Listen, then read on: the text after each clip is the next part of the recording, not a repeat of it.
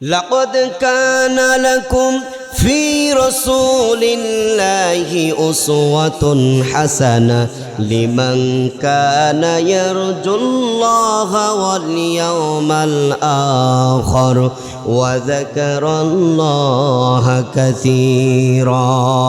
সূরা আহজাবের মধ্যে আল্লাহ তাআলা বলেন, লাকাদ কানা লাকুম ফি রাসূলিল্লাহি উসওয়াতুন হাসানা।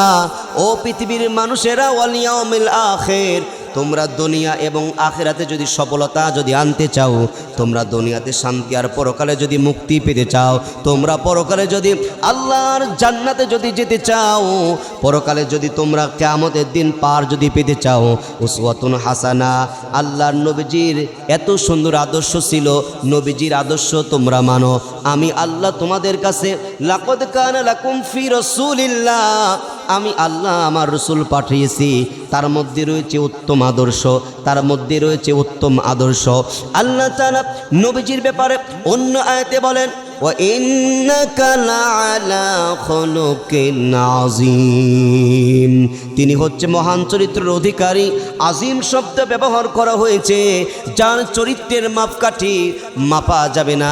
এত সুন্দর আদর্শবান নেতা নবীজির আদর্শ যদি আমাদের মধ্যে যদি থাকে, আমরাই হবে বিজয়। নবীজির আদর্শ যদি আমাদের মধ্যে থাকে, তাহলে আমরা পরকালে নবীজির আদর্শ হিসাবে কথা বলতে পারবো। নবীজির আদর্শ যদি আমাদের মধ্যে থাকে, আমরা দুনিয়াতে শান্তি পাবো আর পরকালে মুক্তি পাবো। নবীর আদর্শ যদি আমরা মানতে পারি, আল্লাহ তাআলা আমাদেরকে ডাক দিয়ে বলতেছেন, মানুষেরা শোনো, যদি আমি আল্লাহকে যদি পেতে চাও, আমার বন্ধুর আদর্শ মানো, আমার বন্ধুকে মোহাব্বত করো, আমার বন্ধুকে মানো। আমার বন্ধুকে যদি মানতে পারো, তাহলে আমি আল্লাহকে পাবে, আর তখন আমি আল্লাহ তাআলা তোমাদেরকে জান্নাতে দিয়ে দেব। আমার প্রিয় ভাইরা আমার, নবীজির আদর্শ কত সুন্দর ছিল।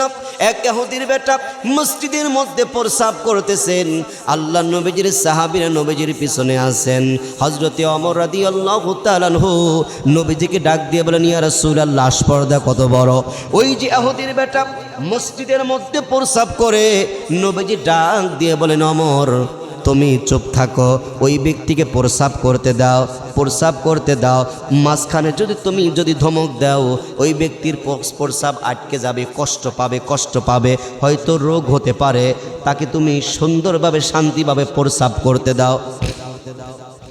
ইহুদির বেটার প্রস্রাব যখন শেষ হয়ে গেল, হযরতে ওমর রাদিয়াল্লাহু তাআলা আনহু খাপড়ি থেকে তরবারি বের করলেন, ইয়া রাসূলুল্লাহ, আপনি যদি হুকুম দেন এক কবি কাল্লা ওরে দেব। বেটা পর্দা কত বড়। আমরা যেই জায়গায় নামাজ পড়ি, আমরা যেই জায়গায় আমাদের রবকে ডাকি, আমাদের মসজিদের মধ্যে তুমি প্রস্রাব করো, কত বড় তোমার পর্দা। নবীজি ডাক দেয়া বলেন, ও ওমর, তোমার তরবারিটা খাপড়ির মধ্যে ঢুকাও। আল্লাহ নবীজি রহমতের নবী আমার ওই যুবকের কাছে গেলেন, ইহুদির বেটার কাছে গেলেন, ডাক দেয়া বলেন, কে রে যুবক, এখানে প্রস্রাব করার জায়গা নয়, এইখানে আমরা নামাজ আদায় করি, আমাদের রবকে আমরা ডাকি, আমাদের আল্লাহকে আমরা ডাকি। তোমাদের যদি গির্জার মধ্যে, যেখানে তোমরা উপাসনালয় করো, ওই গির্জার মধ্যে যদি তোমাদের গির্জায় যদি কেউ প্রস্রাব করে, তাহলে তুমি তার কি করবা? বলে, তাকে আমি প্রতিশোধ নেব, মারবো, কাল্লা উড়ায় দেব, ধমক দেব, গালিগালাজ করব। নবীজি ডাক দিয়া বললেন, ওরে যুবক, তোমার গির্জায় যদি প্রস্রাব করে, যেমন তুমি ওইখানকে তোমরা শ্রদ্ধা করো, ওইখানে তোমরা উপাসনায় করো, তোমরা খোদাকে ডাকো, সুতরাং ওই জায়গায় যেমন তোমাদের কাছে সম্মান, এইটাও আমরা মুসলমান, এখানে আমরা নামাজ পড়ি, এখানে আমরা আল্লাহকে ডাকি, এখানে আমরা রবকে ডাকি। ও যুবক, আজকে প্রস্রাব করেছো, আর কোনো দিন তুমি প্রস্রাব করো না। বাবারে, তোমার যদি প্রস্রাব করার দরকার হয়, ওই যে রাস্তায়, ওই যে ঝাড়ের মধ্যে প্রস্রাব করো।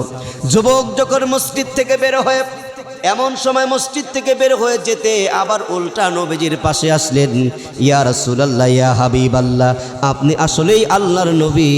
আপনার ব্যবহার, আপনার চরিত্র, আপনার কথাবার্তা, আপনার আদর্শ দেখে আমি আপনার প্রেমে পড়ে গিয়েছি। যেই নবীজি মসজিদের মধ্যে প্রস্রাব করার পরেও প্রতিবাদ করে না, মারে না, ধমক দেয় না, রাগ করে না। নবীজির এত সুন্দর আদর্শ দেখে ইয়া রাসূলুল্লাহ আমি আপনার দলের মধ্যে যেতে চাই। ইয়া রাসূলুল্লাহ নবী গো, আপনি কালেমা পড়ে আমাকে মুসলমান বানিয়ে দেন। লা ইলাহা ইল্লাল্লাহু মুহাম্মাদুর রাসূলুল্লাহ।